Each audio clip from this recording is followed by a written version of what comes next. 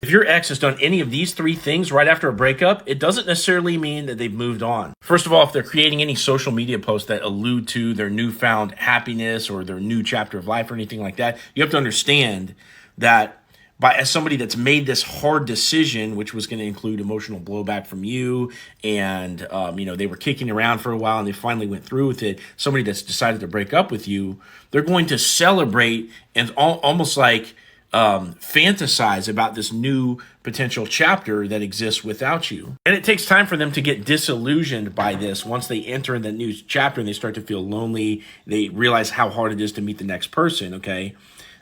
These posts of excitement in the beginning are not indicative of them moving on. And one thing you have to remember is that people post on social media what they want other people to see.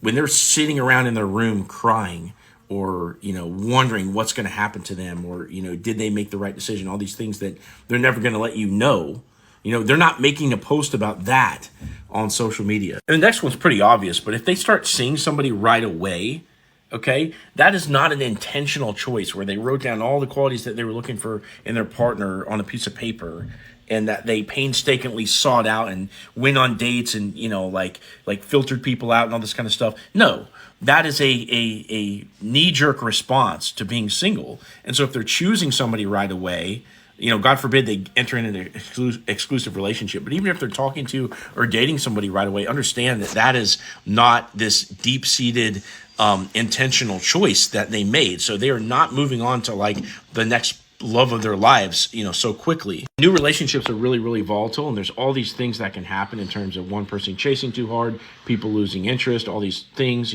let alone incompatibilities due to lack of shared values, which gets discovered over time. And the last thing is, if they block you, a lot of times people take this seriously, like, oh, they're blocking me, they must be moving on. But you have to understand that if they block you in response to something that you posted or that you said, they're being emotionally reactive to you. And they're saying, I'm going to block you because, you live in my head rent free and I don't want to be exposed to this. So that's one thing. And if they block you out of the blue, maybe after a week or so of you not chasing them or something like that, okay, that's them trying to breadcrumb you to see if you will start to chase them once they notice that you block them. So don't give up hope just yet. And if you want to have a conversation about where you're at and where you want to go in this relationship dynamic or in relationships moving forward, click on my profile, click this link down here, and book a call with me, and let's have a chat about your situation.